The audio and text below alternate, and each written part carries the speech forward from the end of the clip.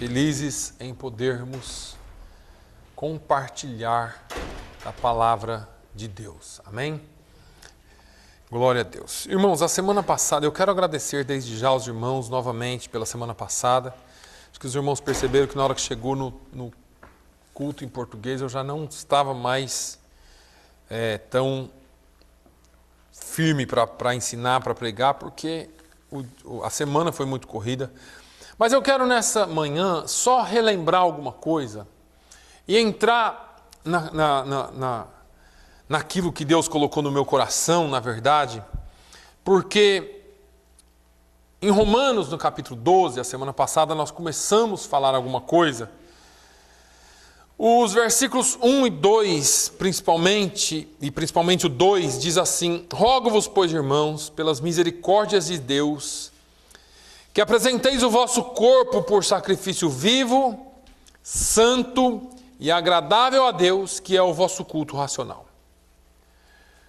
E ele continua: E não vos conformeis com este século, mas transformai-vos pela renovação da vossa mente, ou do vosso entendimento, para que experimenteis qual seja a boa, agradável e perfeita vontade de Deus. São dois versículos. Eu falei do versículo 2 na quarta-feira passada, ou melhor, no domingo passado, já estou aqui com a quarta-feira, mas no domingo passado, falei sobre o contexto do livro de Romanos para os irmãos. Não vou repetir. Falei em como os romanos estavam vivendo e por que Paulo faz essas aplicações dos versículos 1, do capítulo 1, 2, 3, 4. Ele mostra o pecado do povo gentil, o pecado do povo judeu, e ele diz assim: olha, todos pecaram e destituídos estão da glória de Deus. E ele vem apresentando então Abraão como a base da nossa fé, e depois ele deixa Abraão de lado e fala que Jesus é o fundamento da nossa fé, apresenta Jesus como a fundação da nossa fé. E aí eu disse para os irmãos que o povo de Roma, os cristãos em Roma, começaram e ficaram entre a cruz e a espada, entre a onda e a rocha, porque eles estavam vivendo um declínio da moral muito sério. A moral já não existia mais, existia uma questão que equipara-se aos dias de hoje, talvez. Já não se tem mais moral, já não se tem mais tanta vergonha das coisas, e já se impõe um ritmo que vai contra todos os preceitos bíblicos. Eu falei para os irmãos que os banhos públicos, os banheiros públicos se tornaram em verdadeiros centros de orgias sexuais. Os governadores ou os césares, eram conhecidos pela sua violência e pela sua falta de princípios morais. Todo mundo conhece, não precisa nem estar na Bíblia. Vai para a história secular e vocês vão ver quem eram os imperadores de Roma. E por outro lado, então a igreja sofria esse lado da falta de moral que estava começando a querer afetar a igreja. E por outro lado, começou a perseguição. Os cristãos em Roma começaram a ser perseguidos, eram trazidos e jogados nas arenas para serem comidos por animais, enquanto o povo aplaudia, enquanto a multidão ia à loucura. Claro, Deus usou isso de maneira muito grandiosa. A história conta que enquanto algumas pessoas estavam de joelhos cantando, enquanto as feras vinham e estraçalhavam eles, alguém na arquibancada dizia: que fé que é essa? Eu preciso conhecer esse Jesus. E eles desciam as arquibancadas e entravam nas arenas, também pediam para serem submetidos às mesmas coisas, porque aceitavam a fé cristã. Aí Paulo, ele fala a isso aos irmãos. Com essa preocupação, ele entra no capítulo 12. Ele diz: olha, irmãos, eu rogo-vos, eu imploro a vocês, irmãos. Parece que eu vejo o apóstolo Paulo hoje falando para a igreja de Cristo.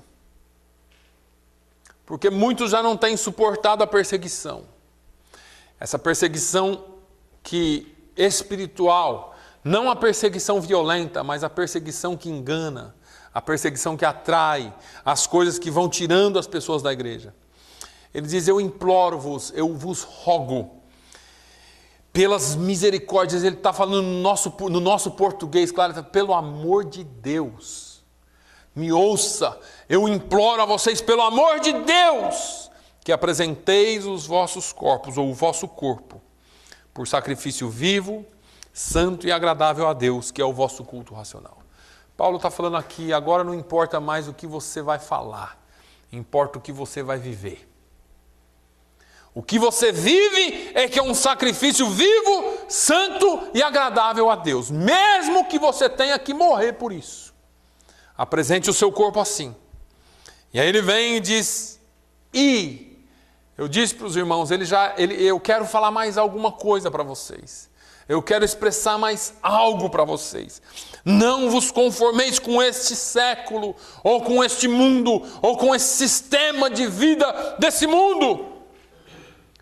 Não vos conformeis com as coisas que estão acontecendo. E só para lembrar os irmãos, Paulo não estava dizendo, vai para as ruas, proteste, fale mesmo, abra sua boca. Não é essa conformidade. Paulo estava dizendo, e não tomeis a forma. Vocês não podem se conformar no sentido de tomar forma, de padrão de vida. Não vos conformeis com esse século. Irmãos, o que muda não é o nosso protesto. O que muda corações não é a forma como você se levanta para protestar. E eu não estou dizendo que alguns não vão fazê-lo, porque Deus tem os seus meios de trabalhar. Mas quando nós protestamos, nós quase que entramos em guerra, em choque. Paulo está dizendo, olha, se você não tomar forma do mundo, você vai ser diferente do mundo. Alguém precisa ver a diferença em nós. Quantas vezes, ou quem sabe se alguma vez na sua vida, alguém olhou para você e viu a diferença em você, só por olhar em você. E você é diferente. Só pela forma como você se comportou numa situação. Por que é que você é assim? Não vos conformeis com esse século. Não é o mundo que nós vivemos, ou que nós estamos vivendo dentro, mas a forma, ou o sistema desse mundo. E ele apela, ele fala, mas transformai-vos. E eu disse aqui domingo passado, que é interessante essa palavra transformai-vos, porque Paulo não está dizendo assim, olha, é bom você dobrar o joelho, e orar e pedir para Deus transformar a sua vida, como a gente algumas vezes faz, Jesus aumenta a minha fé, Jesus muda a minha vida, Jesus muda a minha história, Jesus faz isso, Jesus faz aquilo. Deus tem o maior prazer em te dar força, em te ajudar, em abrir portas, em fazer milagre, mas essa parte aqui, Paulo está dizendo, essa responsabilidade da experiência cristã é sua.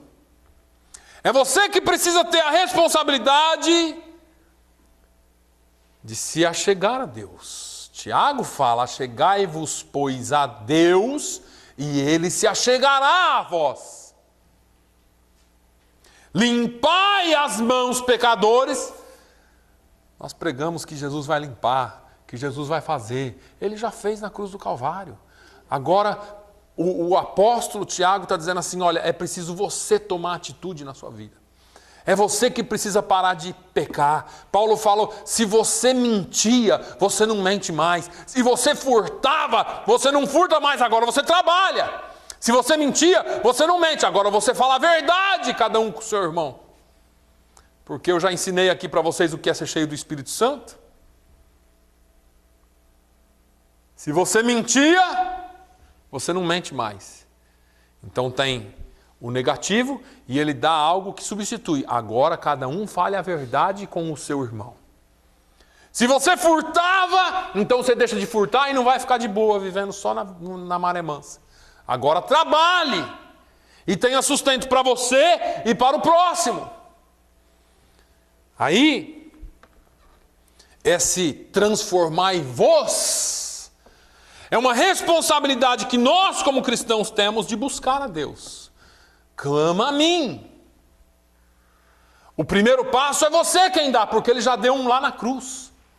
Agora é você que se aproxima dele e ele se aproxima de você. Transformai-vos pela renovação. Eu falei aqui bem rapidamente sobre a questão mental, sobre a questão de que Paulo fala muito, e a Bíblia fala muito da nossa saúde mental. Paulo fala, olha, colocai as coisas a mente nas coisas que são de cima, pensai nas coisas que são de cima, vós tendes a mente de Cristo. Paulo dá uma série de orientações nessa questão de pensar no que é santo, naquilo que é puro, naquilo que é agradável, naquilo que tem algum valor. Ele diz, nisso pensai. E aí, pela renovação da vossa mente, para que experimenteis. Eu quero falar hoje dessa experiência. Para que experimenteis qual seja a boa, agradável e perfeita vontade de Deus. Nós sabemos qual é a boa, perfeita, ou a boa, agradável e perfeita vontade de Deus para a nossa vida?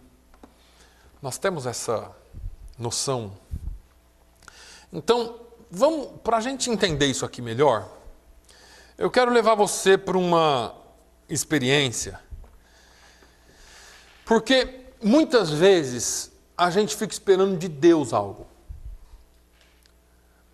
E as coisas só vão se completar na nossa vida, ou elas só se encaixam na nossa vida, quando nós cumprimos aquilo que a palavra diz. É bom que nós saibamos qual seja, e talvez se eu perguntasse aqui, talvez de cabeça, de conhecimento bíblico, nós saberíamos o que seria a boa, agradável e perfeita vontade de Deus. Mas o cristianismo não é só saber. O cristianismo não se resume no conhecimento intelectual que eu tenho sobre um assunto, ou sobre a palavra de Deus. Porque eu posso conhecer a Bíblia, mas nunca ter tido uma experiência verdadeira com Deus. A fé cristã, ela é algo experiencial. Ela é algo que deve ser experimentada e não só conhecida.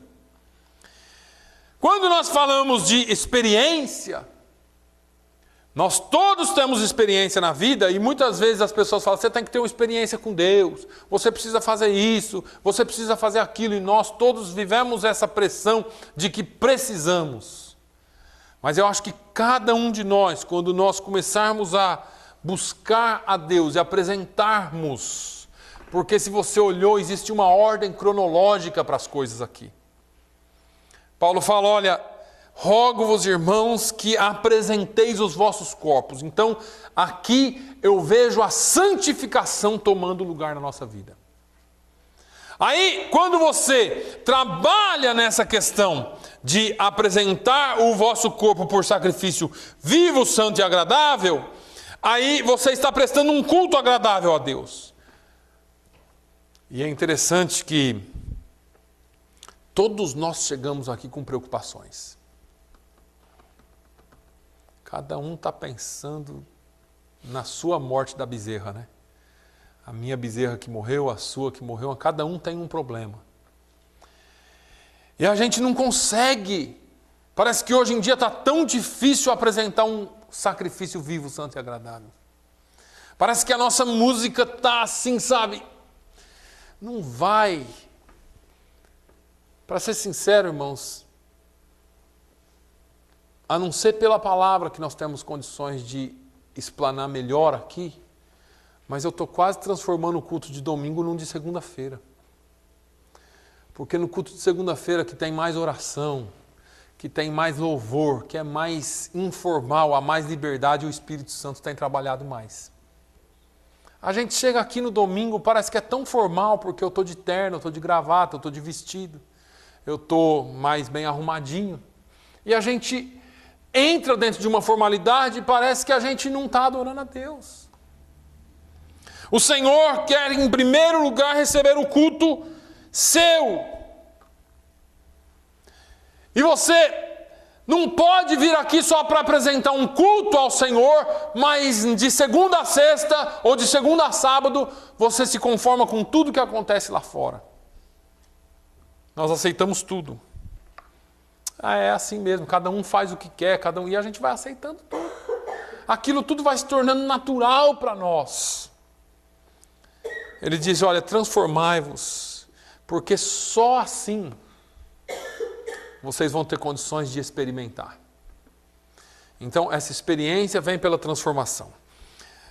Abre sua Bíblia aí comigo. Eu quero rapidamente falar sobre um personagem bíblico para você. Um homem estranho para chuchu.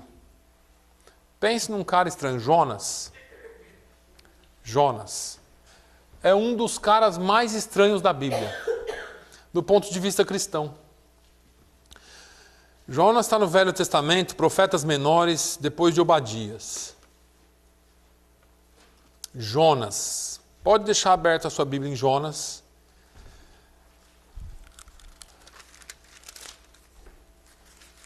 Tudo poucas folhas, então às vezes os crentes não acham, né?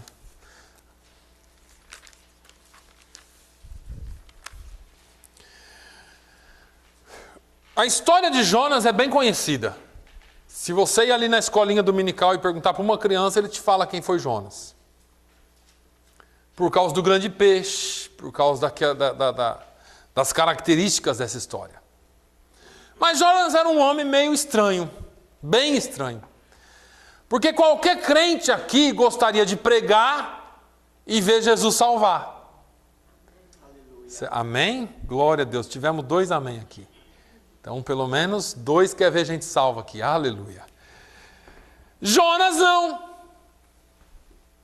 Jonas queria ver o fogo cair e destruir tudo mesmo. Pense num pregador daqueles, irmãos. Deus chama a Jonas e fala, Jonas, dispõe-te, levanta-te e vai a Nínive. E prega contra aquele povo lá, que eu vou destruir todo mundo. A Bíblia diz que Jonas se dispôs, no versículo 2 do capítulo 1, ou melhor, no versículo 3, mas não para ir pregar, para fugir.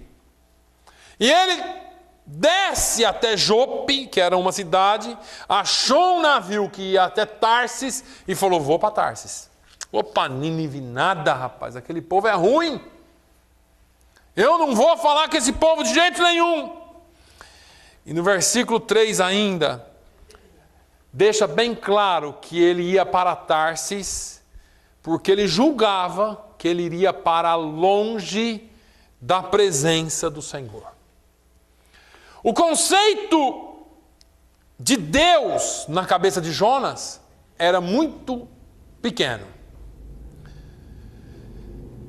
Jonas pega esse navio, e aí a gente conhece a história, vai pro porão, vai dormir, o negócio está agitado, a chuva vem, o vento vem, começa a balançar o barco, jogam tudo fora, faz isso, os marinheiros começaram a orar para os seus deuses, até que o capitão do navio desce lá no porão e vê o cara dormindo. Eu quero só abrir um parênteses aqui, e já fechar. Quantos crentes estão dormindo em meio à tempestade? O barco está afundando, mas a gente não acorda. O pastor falou hoje de manhã aqui, falou assim, estou de volta para casa. Mas foi com pesar. Ele falou assim, lá na Ucrânia, em guerra, não tem comida, estão passando aperto, estão passando dificuldade, mas você vai 5 cultos, 2 no sábado à noite e 3 no domingo, porque não cabe o povo na igreja. 5 cultos. A igreja não é desse tamanho aqui, irmãos. Dá umas 10 dessa. Lotada todos os cultos. E ele falou que quando começava o louvor, parece que o céu descia. Porque todo mundo abre a boca para cantar, porque todo mundo vai na igreja para buscar Deus. Ele falou assim, ó, é eletrizante. Você entra lá, você não quer voltar para os Estados Unidos, porque parece que você entra na era glacial quando você entra nos Estados Unidos. Eles não têm tudo, mas têm Deus. Aleluia. E nós temos tudo e estamos desprezando Deus. Jonas estava dormindo no porão do navio. Está cheio de crente no porão.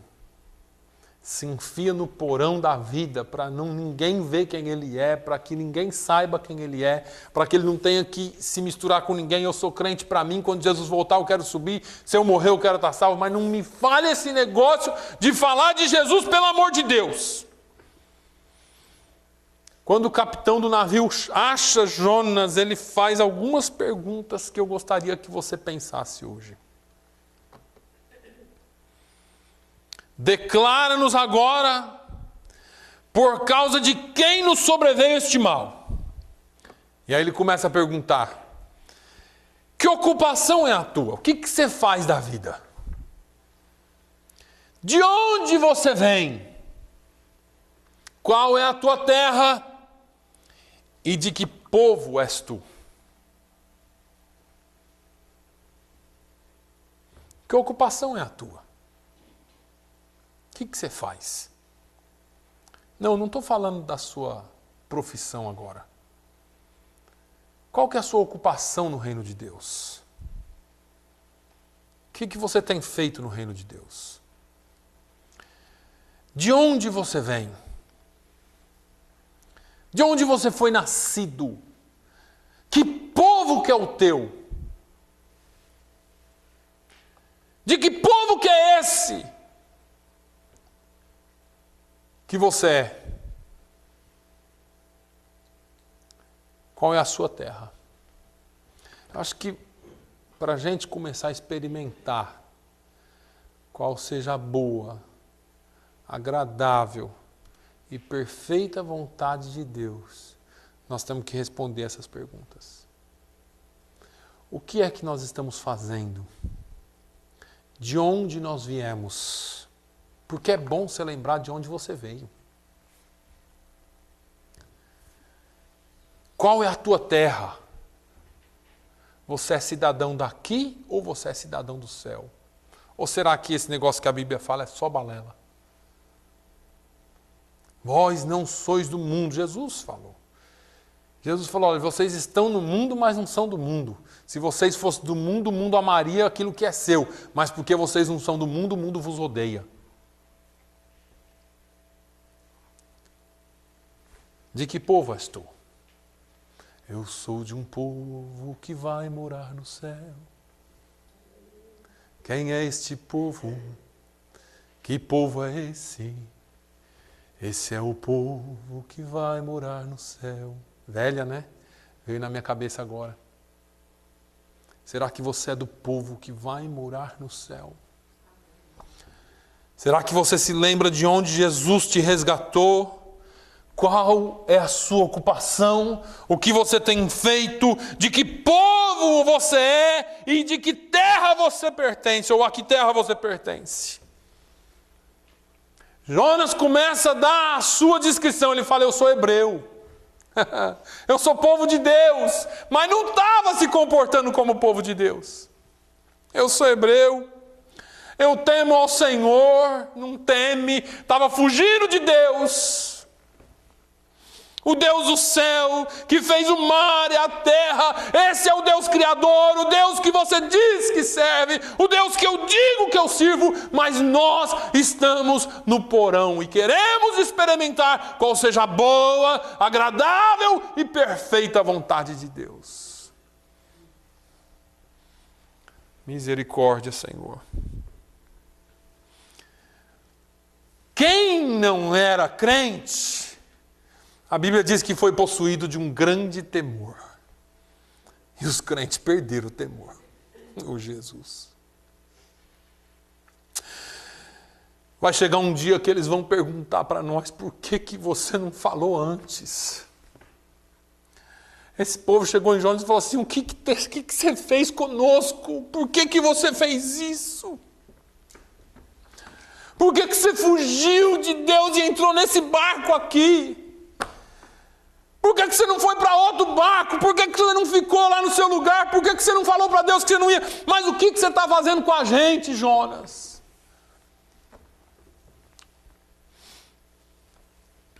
E a gente fica caçando desculpas para a nossa falta de fé, para a nossa falta de temor, para a nossa falta de sentir a presença de Deus. Mas quem é você? O que você tem feito? Qual tem sido a sua ocupação na casa de Deus? Pastor, eu chego 11h05 todo domingo, sem falta eu estou na igreja. Como se fosse uma grande coisa. O que você tem feito na obra de Deus? O que você tem feito no seu dia a dia para Deus? Ah, pastor, minha vida é tão corrida, o senhor não faz nem ideia. Se o senhor soubesse como eu estou corrido, eu sei, eu imagino só. A única diferença aqui é que Jonas começou a reconhecer o seu erro, né? Jonas falou: faz o seguinte, ó. Quando jogaram sorte lá e caiu sobre ele, ele falou: me joga no mar que vai acabar essa tempestade. E aí jogaram Jonas no mar. Isso aqui, irmãos, é até difícil falar. É até difícil falar. Porque tem hora que nós temos que jogar uns cabras no mar para ver se a tempestade acalma. Eles estavam com dó de jogar Jonas. Mas enquanto eles não jogaram Jonas, a tempestade ficou. Você sabe por que você não pode ter dó de jogar o Jonas no mar? Porque a providência de Deus vem pelo mar. No caso de Jonas aqui, veio pelo mar. Tem hora que você quer colocar o sujeito numa posição confortável, não quer chamar atenção, não quer corrigir, vai deixando ali. Tem hora que você tem que jogar no mar, porque é Deus quem vai tratar com o sujeito. É Deus quem vai trabalhar com ele. E aí ele vai para o mar. E aí Deus manda o submarino de Jonas. Vai lá e vomita Jonas lá na terra. Aí, Jonas, no capítulo 3, Deus chama Jonas de novo e fala: Jonas, fica de pé, dispõe-te e vai à grande cidade de Nínive e proclama contra ela a mensagem que eu te digo. Aí Jonas foi. Jonas obedeceu agora. E se a gente lesse até aqui, estava bom demais. Porque Jonas agora está obediente, né? Mas o coração de Jonas ainda não tinha sido mudado. O coração de Jonas ainda precisava ser quebrantado. Jonas vai e prega aos ninivitas, que era um povo ruim mesmo. Nós vamos ver depois que Deus destrói Nínive, mas mais para frente. Mas ninivitas eram ruins mesmos. E Deus toca no coração dos ninivitas. Irmão, deixa eu falar para os irmãos, a cidade era 3 dias de comprimento a pé. Pode ler aí, depois você lê na sua casa. Jonas foi e começou no versículo 4 do capítulo 3, começou Jonas a percorrer a cidade, caminho de 1 dia, e pregava e dizia, olha aqui no versículo 3, Nínive era cidade muito importante diante de Deus e de 3 dias para percorrê-la. Era 3 dias a pé para você atravessar a cidade. 120 mil habitantes. Jonas tinha que ir em volta da cidade pregando. E Jonas foi, caminho de 1 dia, e pregou. E pregou, e pregou, e pregou. E os ninivitas creram em Deus. Irmão, quando eu prego para um e creio em Deus, eu já solto piruleta.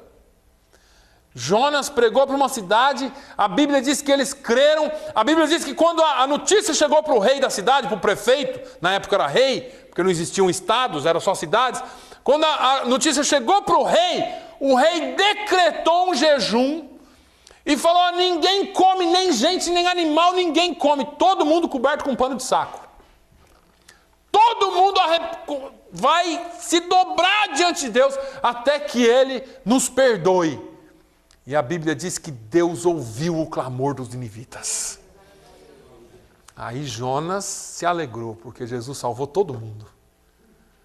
Não, irmãos, Jonas ficou irado com Deus. A Bíblia diz que ele subiu lá no monte alto e ficou esperando para ver Deus mandar fogo e destruir tudo. Pode ler na sua casa, capítulo 3. E aí, Deus não destruiu.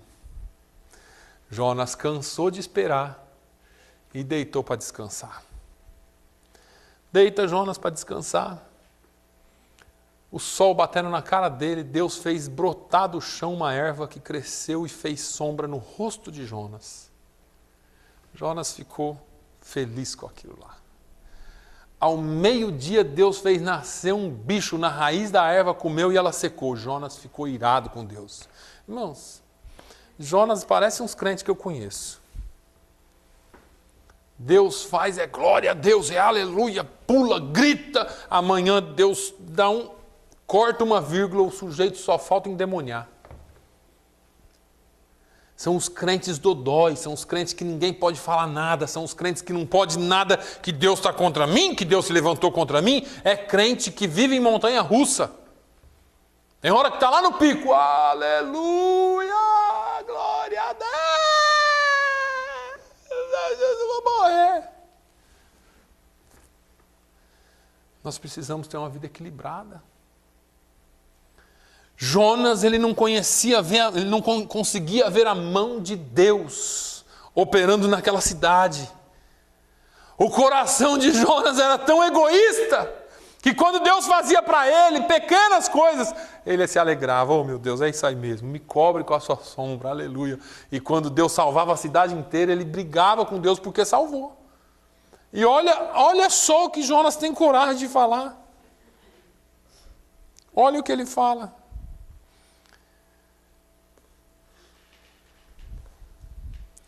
Viu Deus que, versículo 10, capítulo 3, versículos 10, tal.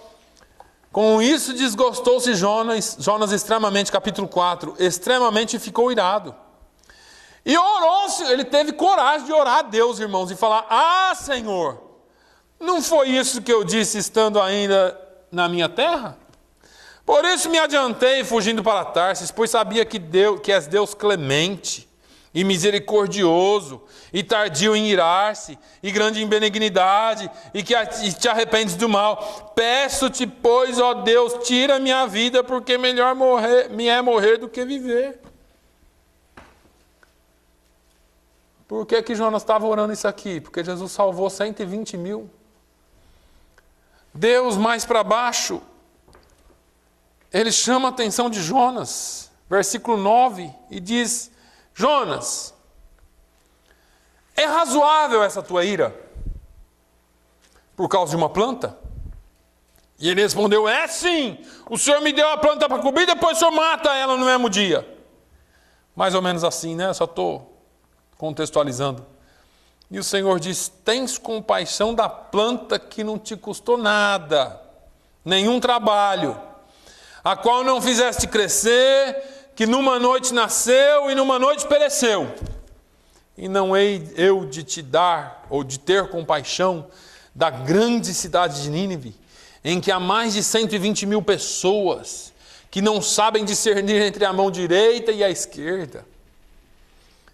E também muitos animais. Ô Jonas, você está com dó de uma planta, que nasceu num dia e morreu no outro? E você não tem dó de 120 mil pessoas, e você não tem dó de todos esses animais que tem nessa cidade? Deus ama os cachorrinhos. Irmãos, assim estamos nós muitas vezes. Nós temos dó de nós e das coisas que nós perdemos, e daquilo que nós deixamos de ganhar, e daquilo que nós deixamos de fazer, e daquilo que nós fizemos, mas nós não estamos tendo dó de uma população inteira que vai perecer. Não estamos pregando como deveríamos pregar. E nós queremos experimentar qual seja a boa, agradável e perfeita vontade de Deus para nós. Sabe qual que é a boa, perfeita e agradável vontade de Deus para nós? Ide por todo mundo.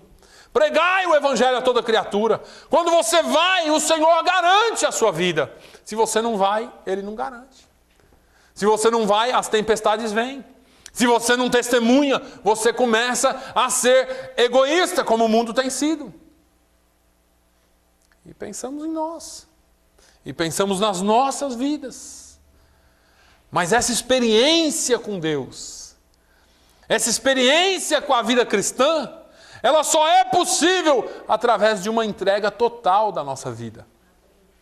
Ela só é possível quando nós conseguimos entender que a vida não se resume em nós mesmos. Que nós não somos o fim da criação de Deus, nós somos o meio. Que a bênção passa por nós e alcança o próximo. Que a nossa vida é expressão do amor de Deus para com o mundo. E não a nossa vida é a expressão de amor de Deus para conosco.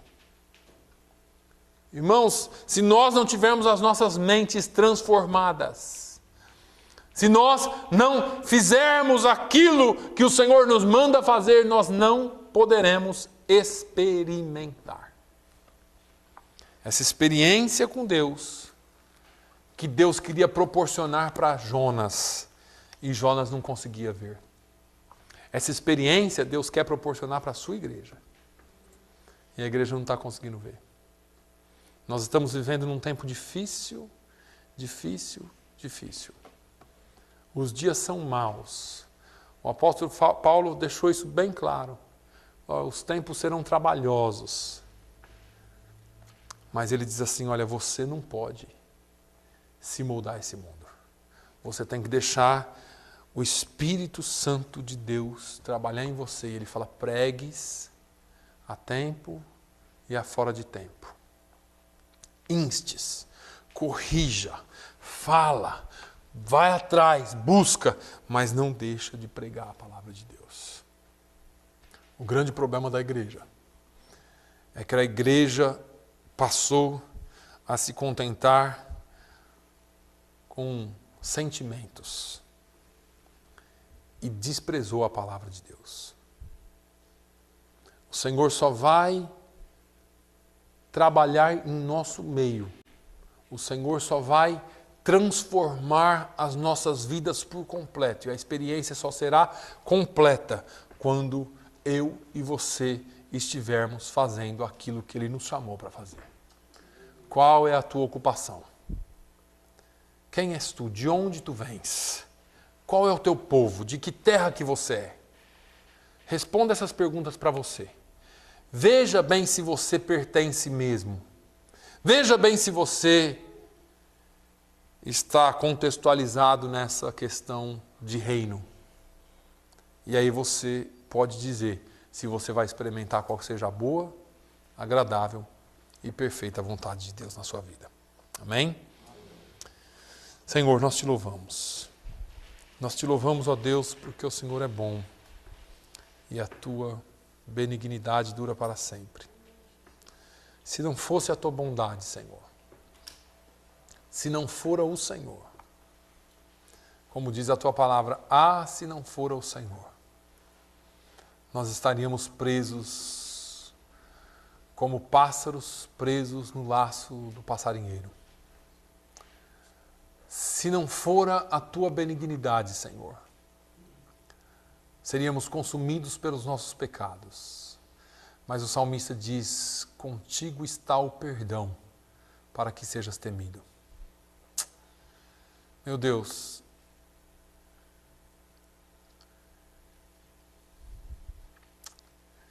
nós precisamos de um despertamento espiritual. Nós precisamos de um despertamento espiritual, Senhor. Nós queremos experimentar a tua grandeza, mas nós precisamos de um despertamento, ó Deus. Desperta a tua igreja. Desperta a tua igreja, Senhor. Nós não queremos vir à igreja somente.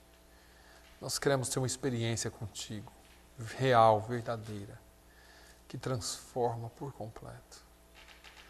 Pai, no nome de Jesus, Que a nossa mente esteja em Ti. Que o nosso ser esteja escondido em Ti, ó Deus.